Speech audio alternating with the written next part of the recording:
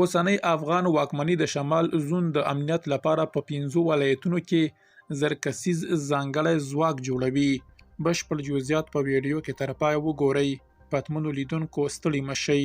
په بلخ کې د امنیه قومندانۍ ویاند وایي د شمال زون په 15 ولایتونو کې د امنیت د پیاوړتیا لپاره زرکسیزه ځانګړې خطه جوړیږي چې غړي به یې تجربه لرونکي ځواکونه وي. د نوموړي په وینا دغه ځانګړی ځواک به د بلخ، سمنګان، فاریاب، جوزجان او سرپل ولایتونو لپاره جوړ شي.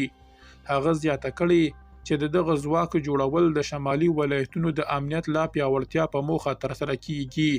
تر اوسه د دې ځانګړې خطې د جوړېدو د کره وخت، د روزنې د څرنګوالي او د فعالیت د سیمې په اړه نور جزئیات نه دي ورکړل شوي. خو چارواکي وایي چې دا ځواک به د احتمالي امنیتي ګواښونو د مخنیوي او د شمالي ولایتونو د ثبات د ټینګښت لپاره ځانګړې دندې ترسره کړي. په ورته وخت کې ځینې شنونکي باور لري چې د داسې ځانګړو ځواکونو جوړول ښیي چې په شمالي ولایتونو کې د امنیتي تدابیرو د پیاوړتیا اړتیا احساس شوې ده، ځکه دغه سیمه د افغانستان له مهمو اقتصادي او ستراتیژیکو لارو سره نږدې موقعیت لري.